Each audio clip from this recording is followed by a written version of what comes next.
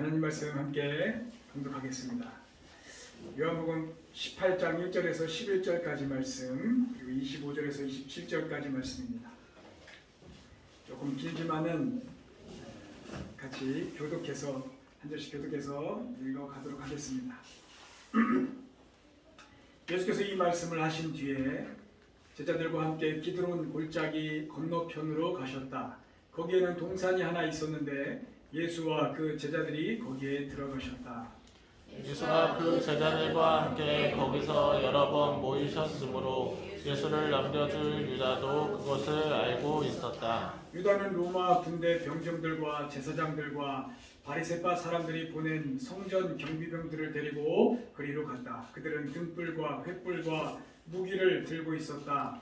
예수께서는 자기에게 닥쳐올 일을 모두 아시고 앞으로 나서서 그들에게 물으셨다. 너희는 누구를 찾느냐? 그들이 대답하였다. 나사렛 사람 예수요. 예수께서 그들에게 말씀하셨다. 내가 그 사람이다. 예수를 넘겨줄 유다도 그들과 함께 서 있었다. 예수께서 그들에게 내가 그 사람이다 하고 말씀하시니 그들은 뒤로 물러나서 땅에 쓰러졌다. 다시 예수께서 그들에게 물으셨다. 너희는 누구를 찾느냐? 그들이 대답하였다. 나사렛 사람 예수요. 예수께서 말씀하셨다. 내가 그 사람이라고 너희에게 이미 말하였다. 너희가 나를 찾거든 이 사람들을 물러가게 하여라. 이렇게 말씀하신 것은 예수께서 전에 아버지께서 나에게 주신 사람을 나는 한 사람도 잃지 않았습니다 하신 그 말씀을 이루게 하시려는 것이었다. 시몬 베드로가 칼을 가지고 있었는데 그는 그것을 빼어 대제사장의 종을 쳐서 오른쪽 귀를 잘라버렸다. 그 종의 이름은 말고였다. 그때 예수께서 베드로에게 말씀하셨다. 그 칼을 칼집에 꽂아라. 아버지께서 나에게 주신 이 잔을 내가 어찌 마시지 않겠느냐. 시몬 베드로는 서서 불을 쬐고 있었다. 사람들이 그에게 물었다. 당신도 그의 제자 가운데 한 사람이지요? 베드로가 부인하여 나는 아니요 하고 말하였다. 베드로에게 귀를 잘린 사람의 친척으로서 대제사장의 종 가운데 한 사람이 베드로에게 말하였다. 당신이 동산에서 그와 함께 있는 것을 내가 보았는데 그러시오. 베드로가 다시 부인하였다. 그러자 또 닭이 울었다. 아멘. 오늘 말씀의 제목은 극과 극의 제자 이렇게 세워보았습니다. 예수님이 삼으신 제자 가운데서 극과 극의 제자가 나왔다는 것에 우리가 주목해 볼 필요가 있습니다. 결과적으로 예수님을 위해서 목숨을 내놓았던 사람들이 있었는가 하면 예수님을 얼마 안 되는 돈에 팔아 넘기는, 그리고 스스로 목숨을 끊은 사람이 있으니 얼마나 극과 극입니까? 지금 이 오늘 읽은 본문에서도 한 사람은 예수님을 팔아 넘기는 자의 곁에 서가지고 가이드를 하고 있고, 한 사람은 생전해보지도 않은 칼을 꺼내가지고 사람의 귀를 잘라버리는, 예수님을 위해서 뭐라도 해보겠다 하는 심정으로 그런 사건이 일어났습니다. 이런 이들의 이렇게 모습을 이렇게 드러나기까지 이들의 조건이 달랐는가? 그렇지는 않습니다. 거의 같은 것을 공급받고 또 다른 길을 다른 그런 여건들이 아니라 같은 길을 이렇게 걸었음에도 불구하고 이런 결과가 나타났다는 것이 우리가 이것을 통해서 알아봐야 하는 것이 있고, 뭐가 어디서부터 잘못된 것인지 이런 원인에 대해서 알고 짚고 넘어가야 그게 맞는 것 같습니다. 분명 가룟 유다를 통해서 우리 자신을 비춰보면은 그냥 넘길 수도 있어요. 아유, 어떻게 예수님을 팔아 넘겨? 그러면서 너무 우리는 그럴 일이 없을 것 같잖아요. 우리와 좀 동떨어진 사람의 이야기인 것 같은데 그렇다고 할지라도 그냥 넘기면 안 됩니다. 이 사람의 삶의 방향을 보면은 우리 속에 있는 죄성들이 함께 보이기 때문에 아프고 불편하고 얼굴이 화끈거릴 수도 있습니다. 그러나 우리가 직면함으로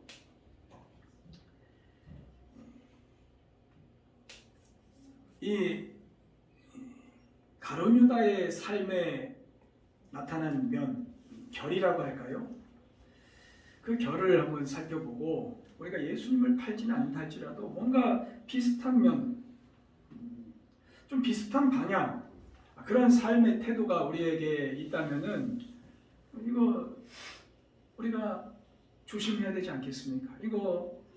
이걸 위해서 우리 예수님이 죽으셨는데, 이런 나를 위해서 우리 주님이 죽으셨는데, 조금이라도 그런 방향으로 가지 않기를 사모하는 마음으로 오늘 가룟 유다에 대한 이야기와 또한 그게 베드로의 모습도 이렇게 같이 읽었지 않습니까?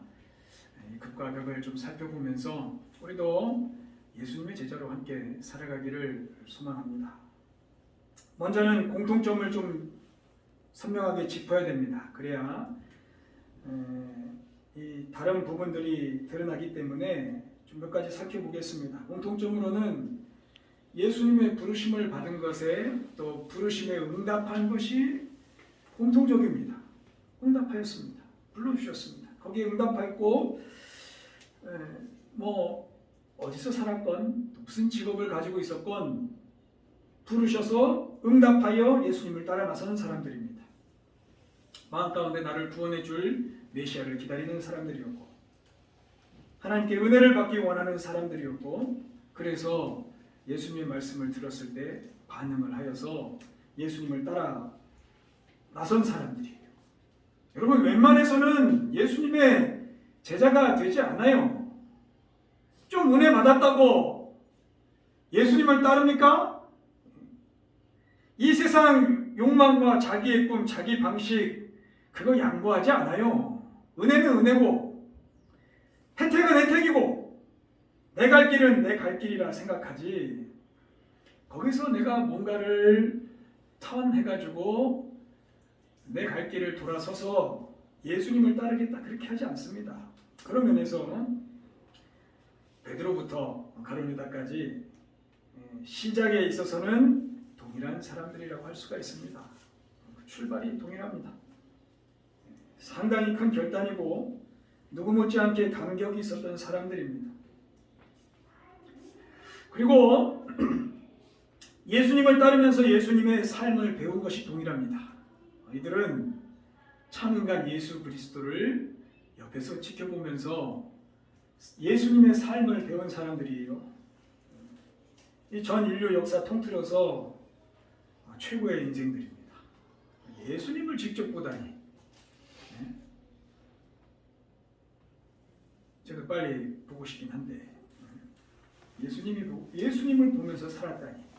그리고 예수님의 그 눈으로 본 실제 그 모습, 행동, 말 그것이 선명하게 머리에 남아가지고 남은 인생길을 그렇게 걸어가다니 최고의 인생입니다.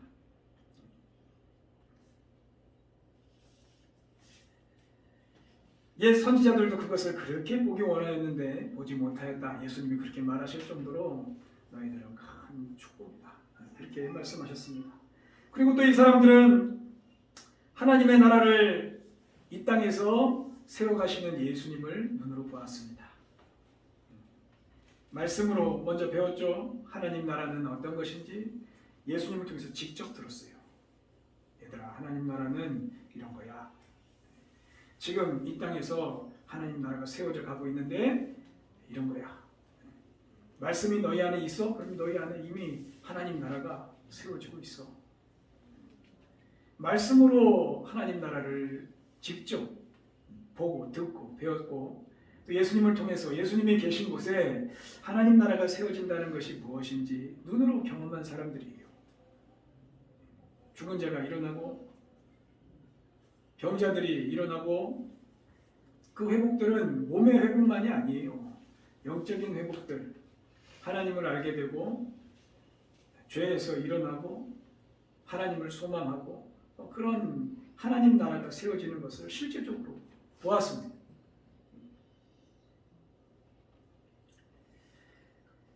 이들은 바로 곁에서 하나님 나라를 세워가시는 예수 그리스도, 중심 되신 예수 그리스도 곁에서 바로 함께 생활하였습니다. 이들 한번 살펴보십시오. 약간의 차이는 있을지 몰라도 첫 결단, 그들이 받은 은혜, 공급 이런 조건은 크게 차이가 없습니다. 그럼에도 이들에게 그 어마어마한 차이가 생겨났다는 것이죠. 이 말은 무엇을 의미하냐? 한 교회에서도 똑같은 교회에서도 얼마든지 이런 일들이 일어날 수 있다는 것임을 경고하시는 것이기도 합니다. 그렇지 않겠습니까? 예수님과 함께하는 사람들 사이에서도 이런 일들이 일어나는데 한 교회, 예수님의 이름으로 모인 한 교회에서도 얼마든지 이런 일이 일어납니다. 어디서부터 갈림길이 시작됐을까요? 이 가룟유다에 대한 기록, 다른 제자들의 기록 그렇게 상세하게 기록이 되어 있지는 않습니다. 복음서에 우리 예수님 중심으로 복음서가 기록이 되어 있기 때문에. 근데 잠깐 비춰주는 제자들의 모습들이 드러나요. 그래서 야 가룟유다, 너는 이게 달라서, 넌 이게 틀렸어. 어떤 항목들을 찝어 본다기보다는 이 가룟유다가 예수님을 만나고 그 이후부터 예수님이 십자가에 달리시기까지 그 걸어간 삶의 방향, 아까 처음에 나눴던 삶의 흐름, 이것이 어느 한 부분부터 잘못되었다는 것을 우리가 이해를 해야 됩니다. 먼저 뭐부터 잘못됐는가? 회개의 문제에서부터 잘못되었습니다. 이 회개라는 것은 돌이키는 것이잖아요. 자신의 죄와 습관, 어떤 가치관 같은 것들에서 돌이키는 겁니다.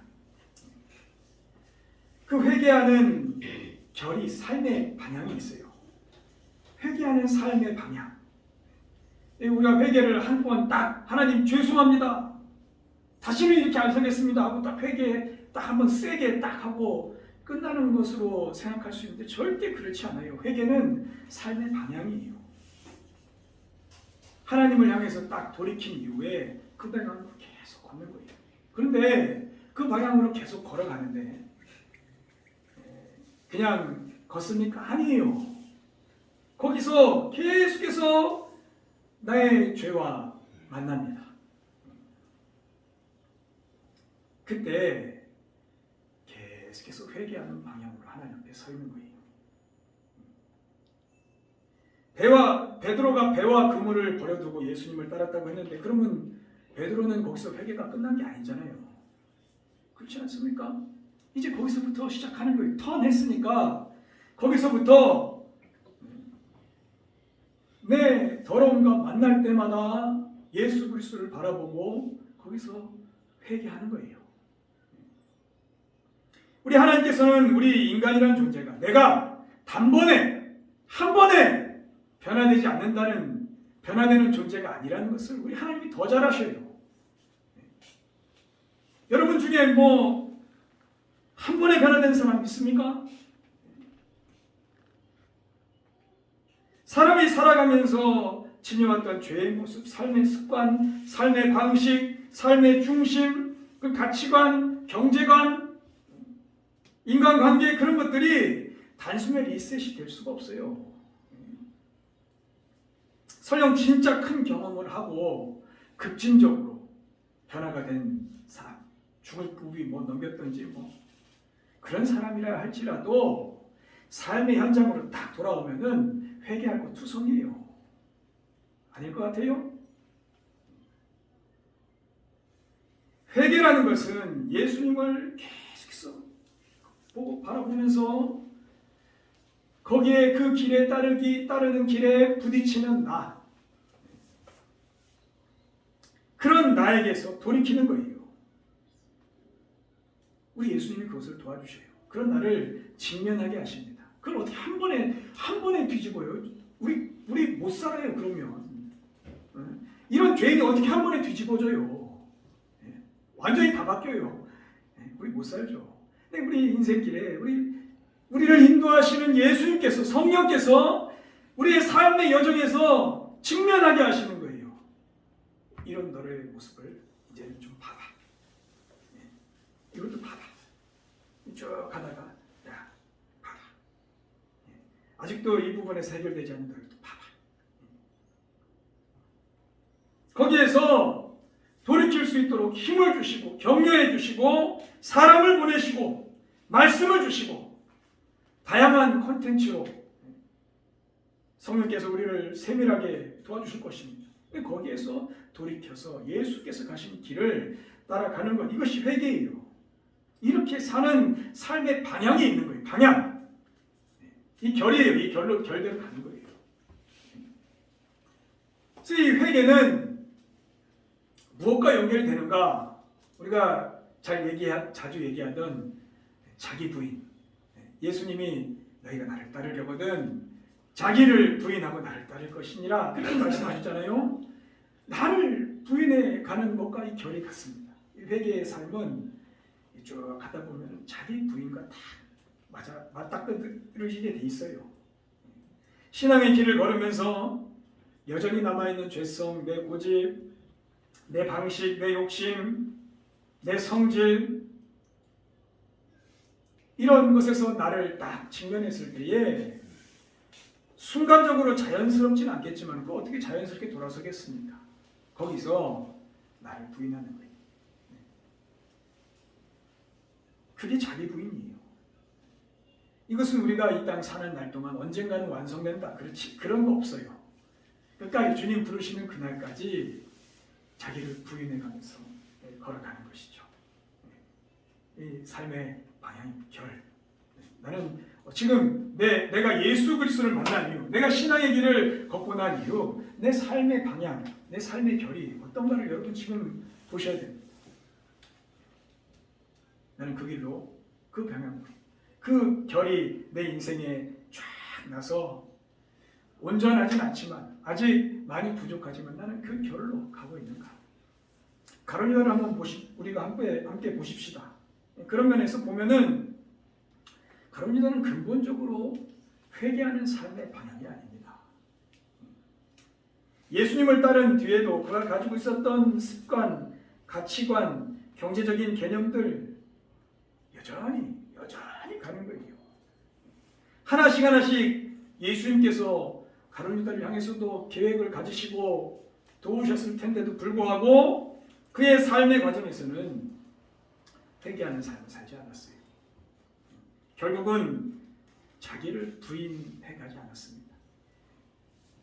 네가 여지껏 이렇게 살아왔어? 그럴지라도 우리 예수님을 만났으니 이렇게 가자. 우리 주님이 이렇게 가르쳐 주셨으니 주님의 삶은 이러하니 여기서 돌이키자. 그 삶을 살지 않았어요. 이 가장 큰 예로 성경에서 비춰주신 것은 이 가론유다의 돈 문제거든요. 성경에서 그를 표현하기를 그는 도둑이라 이렇게 표현했습니다. 이게 뭘 의미하냐면은 유다는 이 돈 문제에 대해서 회개하지 않았다는 거예요. 이 돈에 대한 삶의 태도는 상당히 큰 문제입니다. 인생의 전부라고는 할 수 없지만은 이 돈에 대한 태도는 나의 모든 삶과 다 이렇게 맞물려 있어요. 내 정신, 내 삶의 방향, 정직성, 성실성, 가치관 다 걸려 있어요. 가론유다의 돈에도 예수님과 함께 그 제자들의 그 회개를 받았다고 그러잖아요. 그 돈꾸러미를 짊어진 그 베드로의 가론유다의 돈주머니에는 가론유다의 욕심과 더러움과 탐욕과 자기 꿈과 자기 이익 이런 것들이 다 담겨 있는 거예요. 투명하지 않아요. 이 삶이 예수님께 투명하지가 않아요. 돈에서 문제가 있으니까 계속 거짓이 거짓. 우리 주님이 다 아시거든요. 그가 이전에 예수님을 만나기 전에 돈에 대해서 어떻게 살았는지는 정확히 알 수 없지만은 이 부분에 다 문제가 있는 거예요. 다 문제가 있어요. 저도 그렇고 다 마찬가지입니다. 예수님과 제자로 이루어진 공동체의 돈을 가지고 다른 주머니를 하나 챙겼다는 것.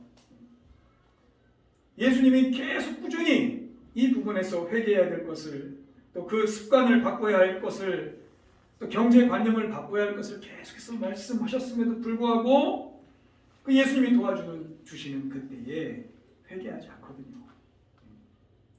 결정적인 순간에 자기를 부인하는 것을 그냥 넘겨버리거든요. 나는 아니야.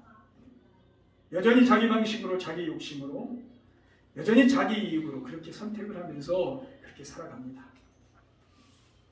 그런 것들이 쌓여서 오늘의 이 지경까지 이른 거예요. 그 은 30으로 예수님을 팔아넘깁니다. 유다가 그거 안 해도 예수님은 이미 결정을 하셨어요. 그 대제사장들의 패거리들에게 잡히실 것을 이미 결정하셨어요. 그가 그렇게 나서지 않아도 예수님이 십자가 지시는 것은 이미 결정됐습니다. 주님이 그렇게 가시기로 하셨기 때문에. 근데 그 기회를 보는 거예요. 그 기회를 엿보고 야, 이거 돈이 되겠는데 하고 찾아가서 흥정을 합니다. 30, 은 30. 그거 얼마나 한다고? 그거 얼마나 한다고? 설령 금 30이라도 그거 얼마 한다고? 그 좀 짭짤하다고. 양심을 팔고, 신앙을 팔고, 예수님 팔고, 동료들 팔고 그렇게 가는 거예요. 돈을 너무 사랑하는 거예요. 돈이 좋죠. 그러나 돈을 너무 사랑하면은 그 돈이 그를 삼키는 거예요. 돈에 힘이 있죠. 돈에 힘이 있다고 그 돈에 절절 매면은 그 돈이 그를 삼키는 거예요. 결국엔 그 돈 때문에 망해요. 우리 주님은 그렇게 사는 인생, 이 세상 사는 날 동안 주님 주신 인생의 세월 동안 그렇게 살지 말라고 우리를 부르신 거예요. 거기에 매여서 평생 살지 말라고. 하나님도 우리 돈 필요한 거 아시거든요. 아셔요. 이 땅 사는 동안 중요한 부분이라는 걸 아셔요. 그러나 거기에 내 인생이 끌려서 그걸 너무 사랑하면은 결국 그 돈이 그 눈을 어둡게 만들고 하나님도 버리게 하고 예수님도 보이지 않고 소중한 사람들도 결정적인 순간에 갈라설 수 있고 그런 일들이 이 돈 때문에 다 일어납니다. 이것이 가론유다의 하나의 한 부분이지만은 회개하는 삶의 습관이 쌓여가지 않고 자기를 부인하지 않는 삶의 방향이 세워져 가지 않으므로 여전히 죄와 함께 거하는 인생의 길을 가고 있는 거예요. 한순간에 일어난 일이 아닙니다. 이 부분에서 회개하는 삶의 방향, 자기를 부인하는 삶의 방향이 아니면은 결국엔 제자인 것 같으나 제자가 아니에요. 예수님의 제자인 것 같으나 제자가 아니에요. 자기 길 가는 거예요. 이 삶의 결에 하나를 덧붙이자면은 순종입니다. 회개하는 삶의 방향, 자기를 부인하는 삶의 방향, 하나님의 말씀을 만났을 때 순종해가는 방향, 이 결이 다 같은 결이에요. 하나님의 말씀을 들었을 때도 그 말씀이 내가 가지고 있는 것과 내가 나의 삶의 방향과 부딪힐 때가 많거든요. 그렇게 딱 부딪혔을 때에 순종을 해가는 방향으로 살아가는가? 회개할 기회를 주셨을 때, 이 말씀으로 회개할 기회를 주셨을 때 회개하는 방향, 나를 부인할 수 있는 방향, 그 기회를 주셨을 때 나를 부인할 수 있는 방향, 주의 말씀을 순종하여 따라갈 수 있는 그 삶의 방향, 그것을 꾸준히 주셔요. 거기에 대해서 그런 삶의 방향이 쌓여가지 않으면은 하나님의 말씀에 대해서 순종하는 사람이 아니라 하나님의 말씀을 보면서도 하나님의 말씀을 들으면서도 순종이 아니라 평가하는 사람이 됩니다. 평가예요. 주의 말씀 읽어보면서도 그건 아니죠. 여기까지 가는 거예요. 제 생각은 그렇지 않아요. 좋은 말씀인 것 같긴 한데 나는 그렇게는 못 살아요. 이 말씀은 알고 있죠. 알고 있지만 이렇게는 못 살죠. 평가하는 거예요. 평가. 순종의 방향이 아니라 하나님과 이렇게 대치해서 딱 서 있는 거예요. 딱 고개 뻣뻣이 쓰고 가끔은 고개도 숙여 이러는데 결국엔 삶은 그렇게 살지 않아요. 좋은 말이네 이러면서 삶의 방향은 자기 길을 갑니다. 가룟유다로 또 한번 보실까요? 예수님이 여러 번 말씀으로 경고하셨거든요. 너희 중에 나를 팔 자가 있다. 그 얘기 왜 하셨겠습니까? 예수님의 그 말씀을 통해서 그 경고를 통해서 돌이킬 기회를 또 주시는 거예요. 내가 지금 떡을 떼어주는 자가 나를 팔 것이다. 떼어줘요. 그래도 돌이키질 않아요. 이미 자기의 계획이 있고 자기가 뭔가 이득이 생길 꿈에 부풀어 있고 말씀을 들어도 자기를 부인하는 삶의 방식이 아니라 자기의 방식으로 순종하지 않는 방향으로 가는 거예요. 예수님을 따르고 시작한 어느 한 시점에 몇 번은 순종했겠죠. 그러나 어느 한 시점 딱 부딪히는 나의 큰 것과 뭔가 딱 부딪히는 그 시점에 내 것을 놓지 않는 거예요. 내 길을 가는 겁니다. 회개하지 않고 자기의 길을 걷고 쌓이고 쌓인 삶의 방식. 예수님의 제자인 것 같으나 제자가 아닌 그런 삶을 사는 것이죠. 그의 결론도 다 아시죠? 우리가 읽지는 않았지만은 스스로 목숨을 끊습니다. 예수님을 팔아넘기고 정신을 차려보니까 고통스러운 거예요. 이 은산주의 이거 뭐라고? 이거 뭐라고? 우리 삶의 마지막에 다 드러날 것입니다. 내가 그렇게 지어왔던 그거 뭐라고? 이걸 왜 내 인생 전부를 다 바쳤는가? 주변에 소중한 사람들, 내가 알게 된 진리, 하나님 나라 경험하고 알았으면 이거 뭐라고? 그리고 스스로 목숨을 끊거든요. 그가 거기서 스스로 목숨을 끊은 이유가 뭐겠습니까? 원인이 뭘까요? 다른 게 아니에요. 이는 회개하지 않은 삶의 방향으로 쭉 와서 그래요. 주님은 거기서도 얼마든지 그가 회개할 수 있으면 회개하면 돼요. 또 인생 기회를 주십니다. 잘 산 사람은 얼마나 대단하게 잘 살았다고 돌이키면 되죠. 그것을 갚아가는 인생으로 살면 되지. 돌아가질 않는 거예요. 자기를 부인하는 삶이 쌓여지지 않은 거예요. 그러니까 그 큰 위기의 순간에 자기를 부인하지 않고 자기 뜻대로 자기가 생각한 방식대로 결국엔 그렇게 걸어갑니다.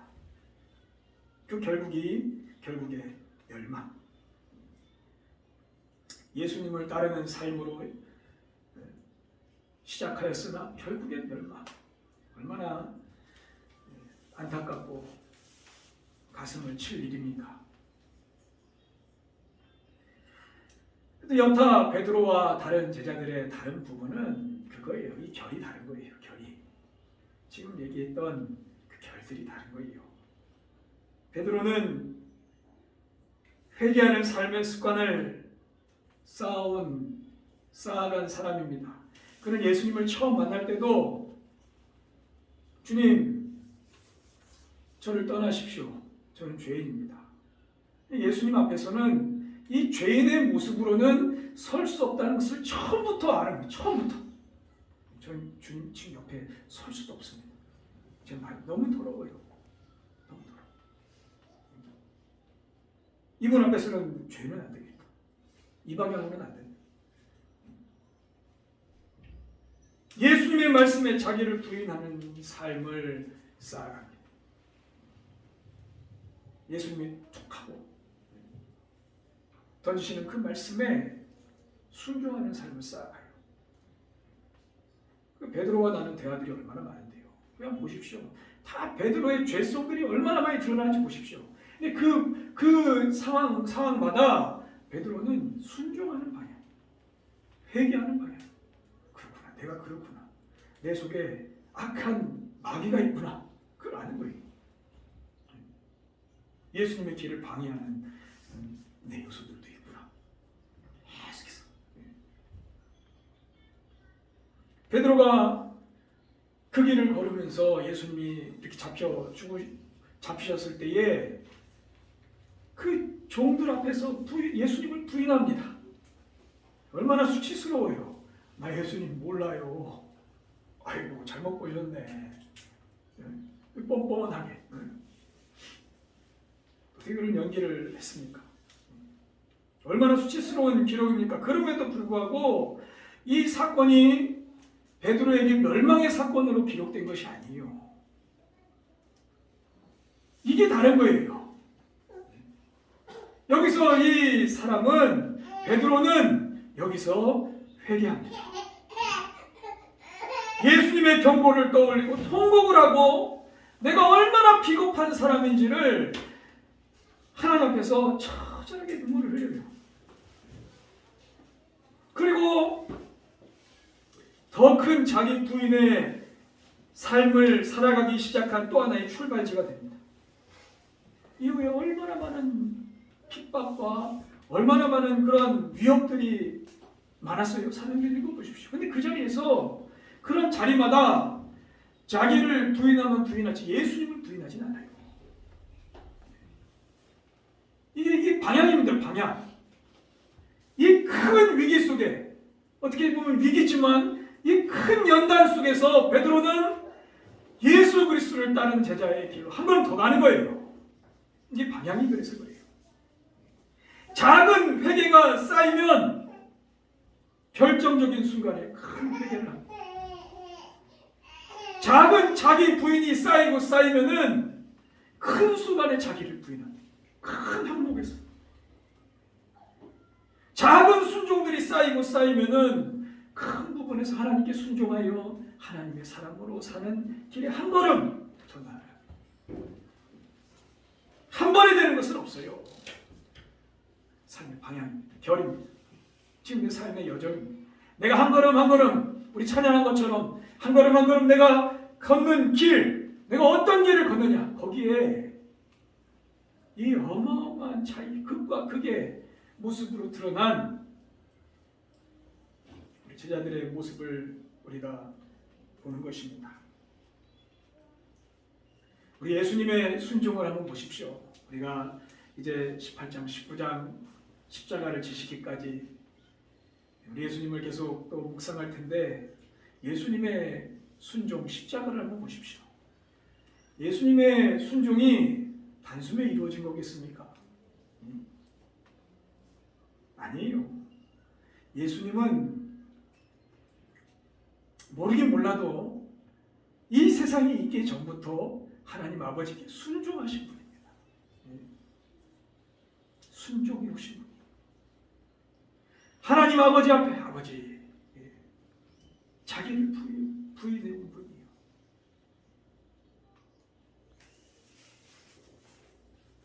그것이 쌓여서 십자가를 지시고 지금 그 모든 권세를 받아서 이 땅을 다스리고 계신 것이지 단순히 이루어진 것이 아닙니다.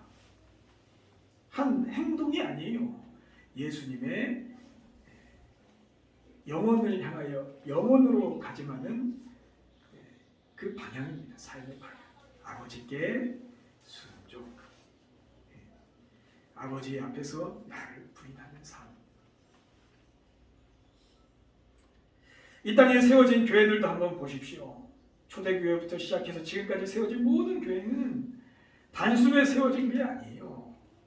그냥 즉흥적으로 교회 한번 세워볼까 해서 세워진 게 아니에요. 어떤 한 사람이 그냥 갑자기 뜨거워져가지고 단숨에 세운 교회들이 아닙니다. 예수님의 순종으로 시작한 교회고, 그리고 그 예수님께 회개하는 제자들의 삶의 습관이 쌓이고, 자기를 부인하는 삶의 습관이 쌓이고, 하나님께 순종하는 삶의 습관이 쌓여서 한 교회가 세워지고, 또 한 교회가 세워지고, 또 세워지고, 50년 뒤에 또 세워지고, 100년 뒤에 또 세워지고, 그것이 지금까지 이어져서 우리에게도 이렇게 온 거예요. 우리 예명교회도 지금 이렇게 유지되고 있는 것은 이 교회에 회개하는 삶의 습관으로, 삶의 방향으로 살아가고 있는 사람들이 지금 여기 있다는 거예요. 그래서 교회가 지금 세워져 있는 거예요. 지금도 자기를 부인하기 위해서 내 삶의 현장에서 하나님 앞에 기도하고 회개하고 그 방향으로 가고 있는 사람들이 이 교회에 있다는 거예요. 나는 이런 인생이지만 하나님의 말씀을 만났을 때 순종하려고 애를 쓰는 인생들이 여기에 있다는 거예요. 여기 있는 거예요. 그렇지 않고서는 교회가 세워질 수가 없어요.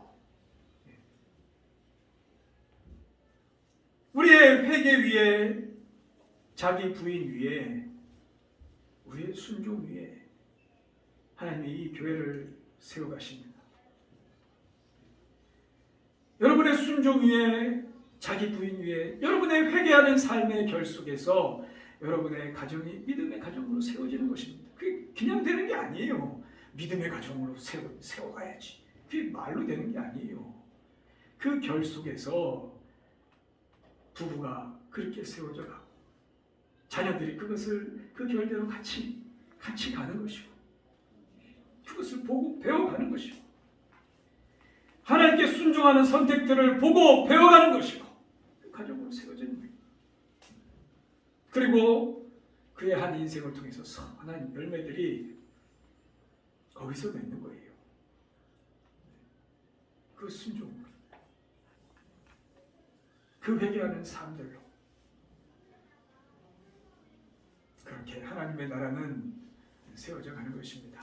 여러분, 우리는 동일한 은혜, 동일한 부르심, 동일한 예배와 모임을 하고 있는 교회입니다. 그렇지 않습니까? 동일합니다. 조건이 동일해요. 조금의 차이는 있을지 몰라도 그 차이는 아무것도 아닙니다. 우리는 하나님 앞에서 함께 서 있는 공동체라는 것에 동일합니다. 좀 차이가 있다면 하나님이 불쌍히 여기실 거예요. 더 챙겨주십니다. 걱정하지 마십시오. 우리 동일해요. 동일한 은혜 속에 모여 있습니다. 동일하게 예수님의 제자로 부르심을 받았습니다. 그리고 그 길을 같이 걸어갑니다. 우리의 삶 속에서 함께 같은 결을 가지고 주님 앞에서 살아가기를 원합니다. 회개해가는 삶의 결을 같이 이렇게 그 면들을 만들고 쭉 한 걸음 한 걸음 같이 걷기를 원합니다. 자기를 부인해갈 수 있는 삶의 기회가 주어졌을 때 그 방향으로 더 이렇게 가는 주님의 뜻이 선하십니다. 온전하십니다. 진짜 나를 사랑하십니다. 그러면서 그 길을 또 가는 거예요. 주님의 말씀이 내게 주어졌을 때, 예전에는 안 보이다가 이 말씀이 다 보여서 나의 모습을 보게 하셨을 때, 주님, 이런 모습이 또 제게 있습니다. 또 순종하게 가는 삶의 방향으로 같이 쌓아가고 걸어가는 것, 이게 교회의 모습입니다. 이 작은 삶들이 쌓여서 그것이 나를 지키게 될 것이고, 그것이 나를 지켜줄 것입니다. 결정적인 순간에 나를 지켜줄 것입니다. 예수님을 부인했던 베드로도 지켜준 그 삶의 방향, 예수님을 순종하는, 예수님께 순종하는 그 삶의 방향, 결국 그게 그를 지킨 거 아닙니까? 하나님의 보호 속에서 사는 것입니다. 이 소중한 삶들이 쌓여서 나의 소중한 사람들, 내 곁에 함께하는 사람들을 돕고 지키는 인생의 길을 걷게 될 것입니다. 그리고 이 세상에 나아가서 너를 사람을 낳는 어부가 되게 할 것이라 하신 그 예수님의 그 말씀처럼 이 세상에서 사람을 건지고 돕고 하나님의 사랑을 알게 하는 그런 삶의 방향으로 계속해서 걸어가게 되는 힘이요, 능력이요, 원동력이 될 것입니다. 우리 주님 가신 길 함께 잘 따라가는 주의 제자들 되시기를 주님의 이름으로 축원합니다. 기도하겠습니다. 주님 감사합니다. 우리를 불러주시고 어떤 자격으로 불러주신 것이 아니라 우리를 사랑하셔서 불러주시고 우리 하나님께 예배드릴 수 있는 은혜 주시고 이 말씀을 알게 하신 은혜 주신 것 너무 감사드립니다. 오늘 예수님이 십자가에 달리시기 전 제자들의 행동들을 보면서 우리들의 모습을 비춰보았습니다. 아픈 부분이 있으면 하나님 치료하여 주시고 수술해야 될 부분이 있으면 수술해 주시고 우리의 삶의 방향이 베드로처럼 회개해야 하는 삶의 방향으로 나를 부인하는 삶의 방향으로 하나님의 말씀에 순종하는 방향으로 그렇게 세워져가는 귀한 인생길들이 다 되게 하여 주옵소서. 주님 우리 교회를 주께서 그렇게 세워가시고 사용해 주시기를 간절히 소망하며 예수님의 이름으로 기도드립니다. 아멘.